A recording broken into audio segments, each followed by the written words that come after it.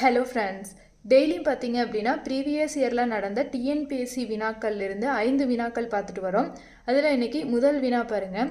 The LCM of 2 co-prime number is 5005 and if one of the number is 65 then the other number is. இரு சார்பகா எண்களின் மீப்போமாயின் மதிப்பு 5005 மற்றும் அவ்விரு சார்பகா எண்களில் ஒரு எண்ணின் மதிப்பு 65 எனில் மற்றொரு எண்ணின் மதிப்பு என்ன அப்படின்னு கேட்குறாங்க. ஸோ இங்கே என்ன கொடுத்துருக்காங்க? சார்பகா எண்கள் கொடுத்துருக்காங்க. அப்போ சார்பகா எண்களோட ஹெச்சிஎஃப் என்னவா இருக்கும் அப்படின்னா 1 தான் இருக்கும். சார்பகா எண்களோட ஹெச்சிஎஃபோட வேல்யூ 1 தான் இருக்கும். எல்சிஎம்மோட வேல்யூ வந்து என்னன்னு கொடுத்துட்டாங்க?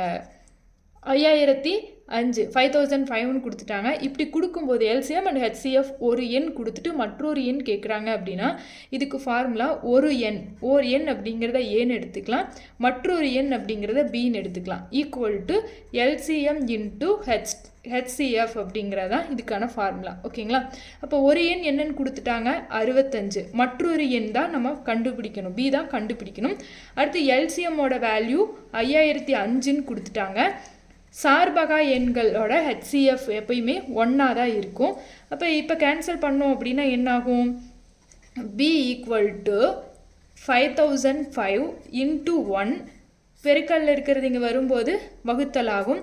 4×5 3×5 15, 4×5 0 0, 4×5 1 13 13, 7 13 91, மிச்சம் 9ன்னு இருக்குது. 7 13 99ன்னு வரும். அப்போ மற்றொரு எண்ணோட மதிப்பு என்னவா இருக்கும்? 77. அப்போ இதற்கான விடை ஃபர்ஸ்ட் ஆப்ஷன் 77. அடுத்து இரண்டாவது வினா பாருங்க. Find the LCM of the given expressions. பின்வருவனவற்றின் மீப்போமா காண்க. ஸோ இந்த மாதிரி கொடுக்கும்போது இங்கே என்ன நம்பர்ஸ் கொடுத்துருக்காங்களோ அதை ஃபஸ்ட்டு அப்படியே எடுத்து எழுதிடுங்க. 16 -12 அடுத்து 8. ஓகேங்களா? இப்போ இதுக்கு எல்சிஎம் ஃபைன் பண்ணுங்கள். ரெண்டாவது டேபிளில் வரும்.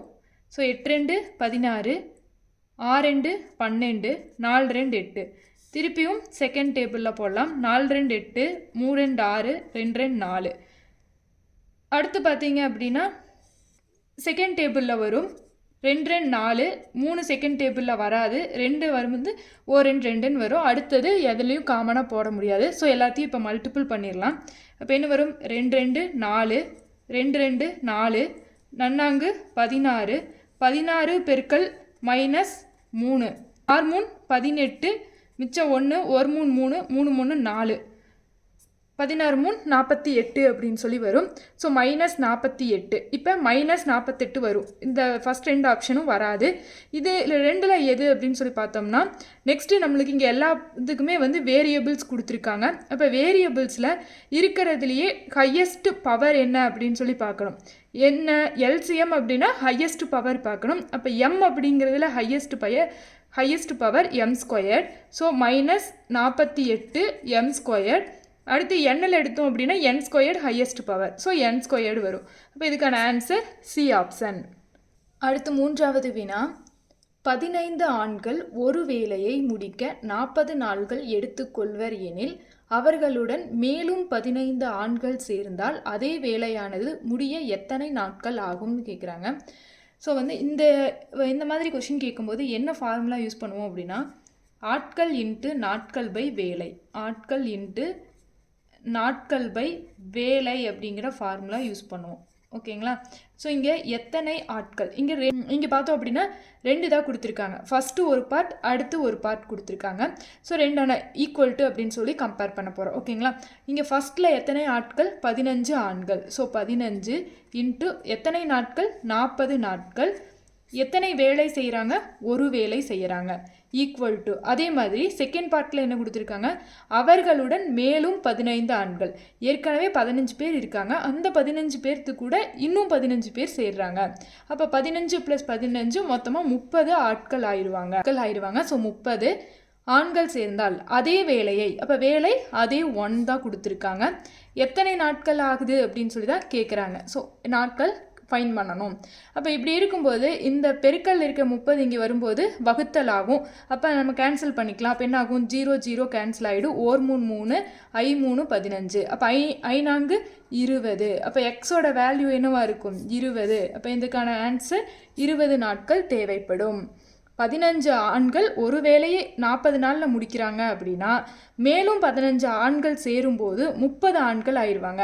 இப்போ 30 ஆண்கள் அப்படிங்கும்போது 40 நாள் செய்கிற வேலை 40 நாளில் 15 பேர் செஞ்சு முடிக்கிறாங்க அப்படின்னா 30 ஆண்கள் சேர்ந்தாங்க அப்படின்னா அதையே 20 நாள்லேயே முடிச்சிடலாம். ஸோ இதுக்கான ஆன்சர் பி ஆப்ஷன். அடுத்து 4வது வினா பாருங்க. ஒரு மகிழுந்து 90 கிலோமீட்டர் தூரத்தை கடக்க எடுத்துக்கொள்ளும் நேரம் 2 மணி 30 நிமிடங்கள். அதே மகிழுந்து 210 கிலோமீட்டர் தூரத்தை கடக்க எடுத்துக்கொள்ளும் நேரம் எவ்வளவு அப்படின்னு சொல்லி கேட்குறாங்க. ஸோ ஒரு கார் இருக்குது. அந்த கார் பார்த்தோம் அப்படின்னா 90 கிலோமீட்டர் தூரத்தை 2 மணி நேரம் 30 நிமிஷத்தில் கடந்துருது. அப்போ இங்கே எப்படி இருக்குது, ஒன்று பாதி ஹவர்லேயும் பாதி மினிட்ஸ்லேயும் இருக்குது. அப்போ இதையே ஃபுல்லாகவே மினிட்ஸில் சேஞ்ச் பண்ணுறோம் அப்படின்னா 2 ஹவர்ஸில் எவ்வளோ மினிட்ஸ் இருக்கும், 1 ஹவரில் 60 மினிட்ஸ் இருக்கும். அப்போ 2 ஹவர்ஸில் 120 மினிட்ஸ் இருக்கும். இங்கே ஒரு 30 மினிட்ஸ் இருக்குது. அப்போ 30 + 120 150 மினிட்ஸ். அப்போ 90 கிலோமீட்டரை 150 நிமிஷத்தில் கடந்துரும். ஸோ 150 மினிட்ஸ் அப்படின்னு சொல்லி எடுத்துக்கலாம். அதே மகிழ்ந்து பார்த்தோம் அப்படின்னா 210 கிலோமீட்டர் தூரத்தை கடக்க எடுத்துக்கொள்ளும் நேரம் எவ்வளவுன்னு கேட்குறாங்க. அப்போ 90 கிலோமீட்டரை 150 மினிட்ஸில் கடந்துருது அப்படின்னா 30 கிலோமீட்டரை எவ்வளோ மினிட்ஸில் கடந்து போகும், 30 கிலோமீட்டர் அப்படிங்கிறத எவ்வளோ மினிட்ஸில் கடந்து போகும், I3 15. அப்போ 50 நிமிஷத்தில் கடந்து போகும்.